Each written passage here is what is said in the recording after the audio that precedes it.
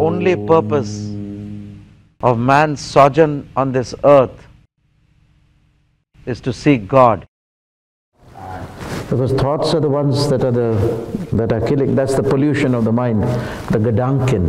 Thoughts are called Gedanken in German. So you have to kick them out with the words. Unnecessary thoughts. That's training your mind. This is what you call. If you can't train your thoughts, you're not an educated person. You're an educated person if your thoughts obey you. So there are very few educated people. They are known as Sadgurus. And no, because I'm literally taking the word educate. Educare means to bring in the light. And the Sadguru has brought in the light in his being. Therefore he is called enlightened, and therefore he is educated, educare. And therefore, not only can he bring in the light in his life, but transform that light into your life.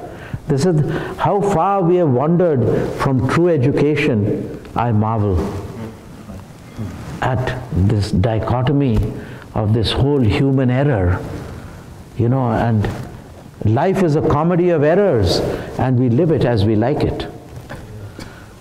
That's what America wants. We don't want this. This is my body. Do it on the road. Do this.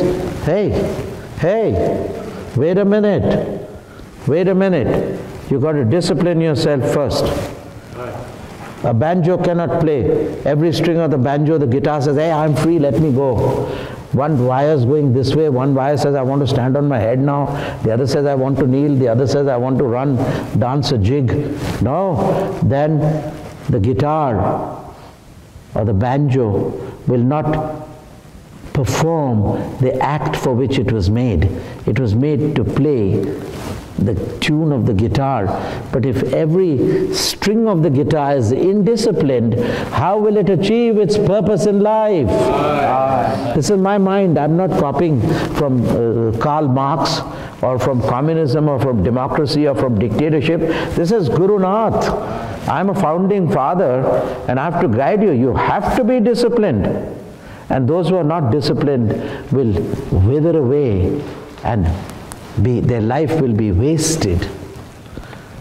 So that it is not wasted, I'm putting my life on the line to see that you are a finely tuned flute, so that when the breath of God blows through you, you play the music of the spheres and charm God and compel Him to hug you.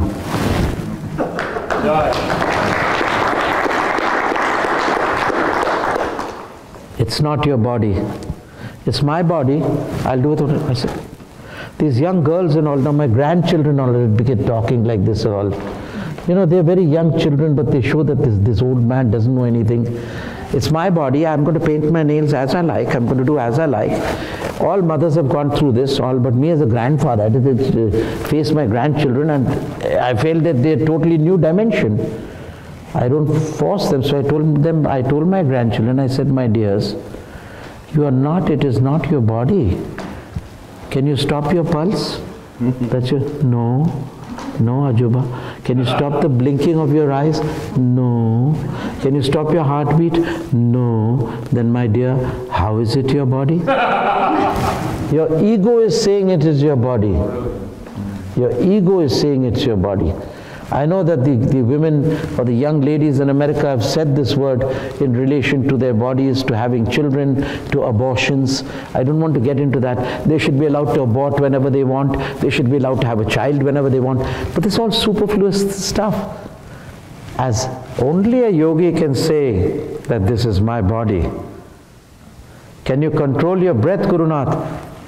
Yes, sir. Not only can I control my breath, but I can breathe through your breath as well.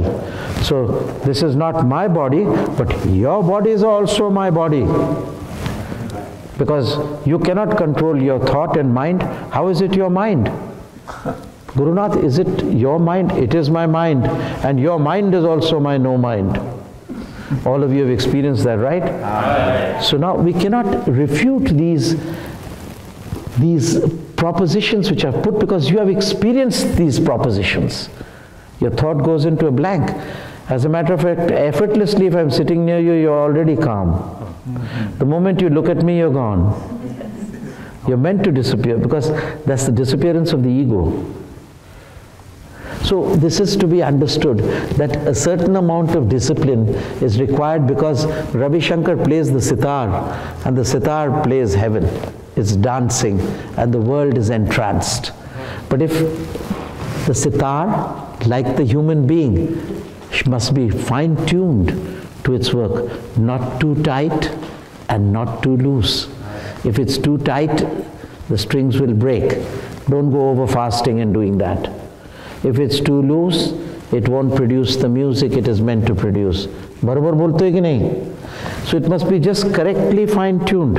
Like Buddha said, take the middle path, not too austere, not too slack, but a flexible discipline is required in the practice of yoga.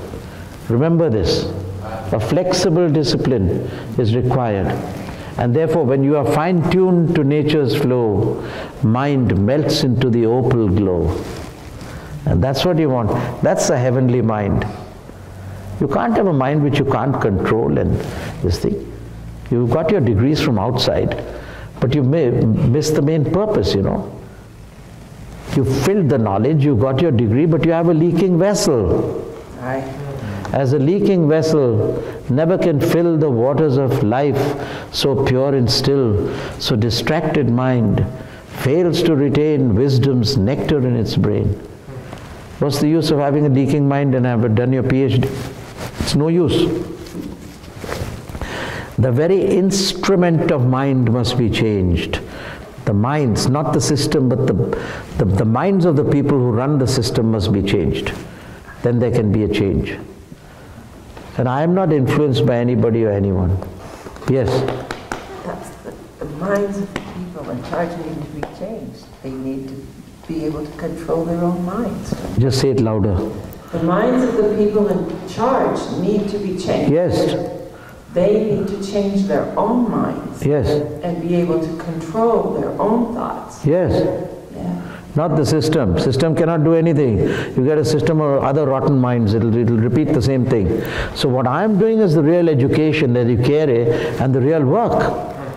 And therefore it is your bounden duty that next time you come, bring at least 10 people with you to convince them that, look, we are off track. True education, before you die, you have to be educated. You must bring in the light, be ushered into light, not die sitting on your pot, which many people can't help, they just pass off. Bad karma, but you can change your karma. And this is the most important thing that you can do in life, is to be self-realized, educare, bring in the light, bring in the light. And that's what I've said in my book, the Yoga Sutras of Patanjali, which I will be signing and giving to you all. It is one of the good works of mine, where I've differed with Patanjali himself. So, for reasons rightly so. So, you can judge for yourself. A person who does differ with Patanjali must be having some standing of his own and must have met him in some time of his life. Do you understand? I'm just dropping a few hints.